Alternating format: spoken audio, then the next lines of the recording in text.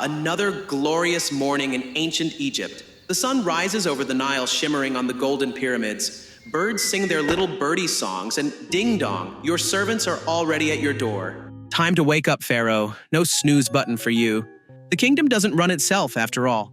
But let's be honest, being Pharaoh sounds awesome, right? Gold, power, a palace full of servants catering to your every whim, living the dream. Or is it? Turns out being a literal god on earth comes with some serious fine print.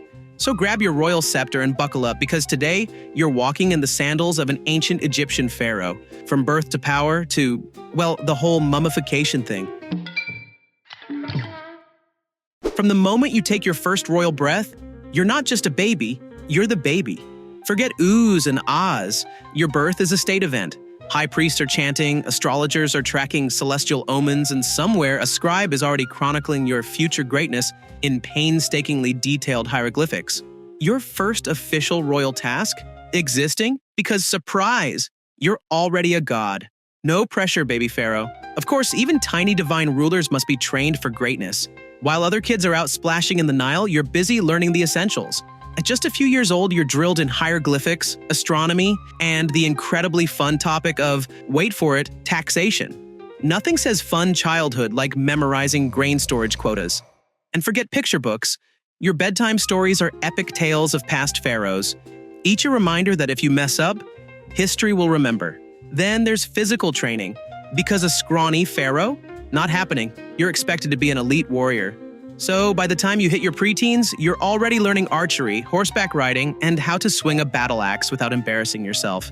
And that's before you're even old enough to shave. By the time you're a teenager, you're basically a walking encyclopedia of Egyptology, diplomacy, and divine wisdom. Other kids get an awkward phase. You get a throne, a crown, and the weight of an entire civilization on your shoulders. Ready or not, the pharaoh's life is coming for you. So, how old are you when you finally get the big promotion? If your predecessor, aka dear old dad or sometimes even mom, ruled for decades, you might be well into your 20s or 30s before you get your golden moment. But sometimes fate has other plans. Maybe the ruling pharaoh mysteriously bites the dust. In that case, congratulations. You're pharaoh at 6 years old, that's right. Just like Pepi II, who took the throne at this grand old age. While most kids were still figuring out which shoe goes on which foot, he was expected to figure out how to run an empire. Regardless of your age, the coronation ceremony is a big deal. We're talking days of elaborate rituals, feasting, and enough incense smoke to make a priest dizzy. First up, the divine acknowledgement. The priests reaffirm what has been known since your birth. You are the living embodiment of Horus, son of Osiris, divinely chosen to rule and maintain cosmic order. Then comes the crowning moment. A royal attendant presents the double crown of Egypt, a stylish red and white combo that symbolizes your absolute rule over both Upper and Lower Egypt. It's basically the ancient version of holding both the championship belts. But wait, there's more. Now you receive the crook and flail, the ancient Egyptian equivalent of a CEO's briefcase and a scepter in one. The crook represents your role as a shepherd guiding your people. The flail? Discipline. Because sometimes being a god king means cracking a few metaphorical whips. With the crown comes a brand new 5-part name. Because why have one when you can have 5? Horus name. This one is all about divine status. Hope you like birds, because from now on, falcons are your aesthetic. Nepti name. A shout out to your spiritual bodyguards, the goddesses Nekbet and Wajet. They've got your back. One is a vulture, one is a cobra. Because nothing says untouchable, like divine animal symbolism. Golden Horus name. This one's basically ancient marketing. Throne name, the one that goes on state documents and gets carved into obelisks. Something grand like strong in justice, chosen of Ra.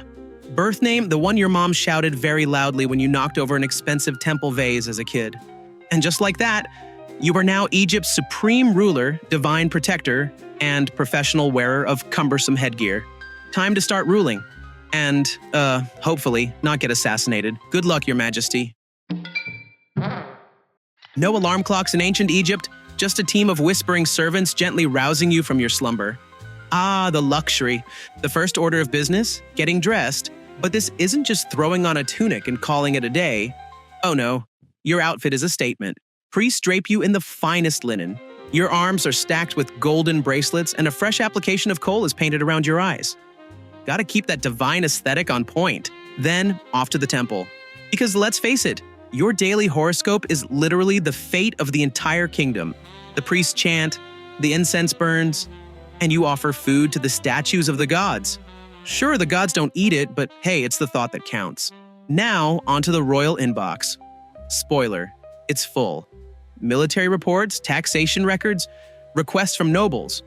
Oh, and the occasional dramatic feud between two farmers arguing over whose donkey stepped on whose land. And somewhere between sorting tax records and nodding along to a scribe's endless report, you might find yourself the target of a good old-fashioned conspiracy. Just look at what happened to Ramesses III. His own wife, Queen Taye, decided she wasn't in the mood to wait for the natural aging process and launched what became known as the harem conspiracy. And this wasn't some clumsy last-minute plot. It was practically a government coup with palace officials, nobles, and even magicians. Because apparently regular assassins weren't dramatic enough. Ramesses likely survived the first attack. Modern studies suggest someone tried to slice his throat, but let's just say his retirement plans ended abruptly. So if you make it through the morning without being poisoned, stabbed, or added to Egypt's most betrayed list, congratulations, you're already doing better than some of history's finest. Finally, lunch, but don't get too comfortable, you still have an empire to run. Forget the image of a ruler forever reclining on a cushioned throne, sipping wine while musicians strum harps. A real pharaoh? He's out there on the front lines, his chariot wheels kicking up dust as he leads thousands of warriors into battle. War isn't an occasional inconvenience, it's an essential part of the job. Whether it's defending Egypt's borders from raiding Nubians, crushing rebellious vassal states, or locking horns with the ever-persistent Hittites, war is how you secure your divine legacy. And let's be real, nothing says, "I am the chosen one," like personally leading your army into the fray. Your army isn't just a mass of spear-wielding peasants. It's a war machine. Elite foot soldiers march in formation. Archers unleash volleys with deadly precision. And chariot divisions strike like lightning, leaving chaos in their wake. Win, and your name will be carved into stone. Just ask Thutmose III, the guy who pulled off one of the boldest ambushes in military history. At the Battle of Megiddo, instead of taking the safe route, he marched his entire army through a narrow, enemy-occupied mountain pass, surprising the enemy so badly that they fled, leaving behind fully intact supplies. The battle was such a massive win that Egyptian scribes recorded it as the blueprint for future conquests. Caveats? Well, losing is not an option. Lose, and you're not just failing yourself. You're failing Egypt, the gods, and every pharaoh who came before you. And that's not happening. So you fight, you conquer, you expand your empire. After days of commanding armies and handling affairs of state, it's finally time to relax like a god king. But leisure for a pharaoh isn't just lying around. Oh no, it's a curated display of power, refinement, and luxury. For sport, you indulge in hunting, Egyptian style. Forget simple game. You chase lions, antelopes, and even wild hippos along the banks of the Nile. Any successful hunt, whether with a bow or a javelin, isn't just a hobby, it's a flex. Because nothing says, "I'm in charge here," like turning a charging lion into an elegant new rug. Or maybe you're in the mood for chariot racing. The crowd roars, the dust flies, and you remind everyone that you are not only a warrior, but also a thrill seeker. A pharaoh's evening is a spectacle. A lavish banquet awaits. Tables groaning under the weight of roast duck, honey-soaked pastries, figs, and exotic wines imported from the Levant. Dancers twirl, musicians pluck delicate melodies from lyres, and royal jesters recite stories of past conquest to entertain the court. When the mood is quieter, there's Senet, the OG board game of ancient Egypt. A game of luck and strategy, it isn't just entertainment. It's believed to have spiritual significance, a way to practice navigating the afterlife. Win, and it's an omen of eternal favor. Lose? Well, let's not dwell on that. Finally, before bed, the last duty of the day is purification rituals. A cleansing bath and final offerings to the gods just to make sure they are still on your side. The moment you take the throne, the countdown begins. Not just for your reign, but for your real estate project in the afterlife. A pharaoh doesn't wait until old age to start thinking about death. Oh no, that's amateur hour. You start preparing right away because building a monument to eternity takes time. And those who procrastinate? Well, let's just say they get half-finished tombs and a mummification process that looks suspiciously rushed at the last minute. Just ask Tutankhamun. He died so unexpectedly that they had to bury him in a small, hastily repurposed tomb, probably meant for a noble rather than the grand necropolis he should have had. Not quite the VIP afterlife entrance he was expecting. Your tomb isn't just about size, it's about symbolism. The pyramidal shape? A sacred link between the earth and the heavens. The corridors inside? A carefully designed labyrinth of traps and fake chambers. Because even in death, you don't want tomb robbers stealing your golden afterlife essentials. The walls of your tomb are your divine resume. Detailed records of your victories, your offerings to the gods, and instructions for navigating the tricky bureaucracy of the underworld. And let's be honest, your goal is to be remembered forever. Just ask Ramesses II. The man built statues so colossal that you can still see them 3,000 years later. Because if history has taught us anything, it's that pharaohs don't do subtle.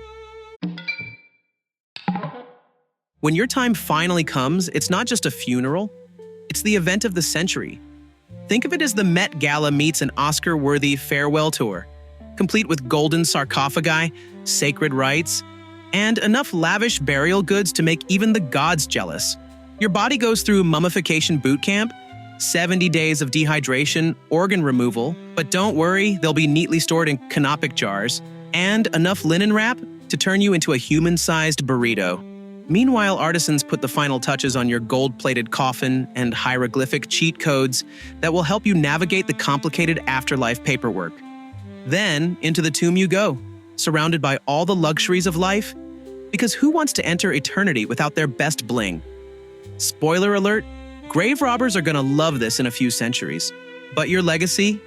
That's untouchable. Your name is carved into temples. Your statues still dominate the skyline. And if you play your cards right, history will remember you as a legendary ruler, or at the very least a really well-dressed one. So, would you want to be pharaoh? Would you focus on ruling, worship, or just chilling in the palace gardens? Let me know in the comments. Until next time, stay divine.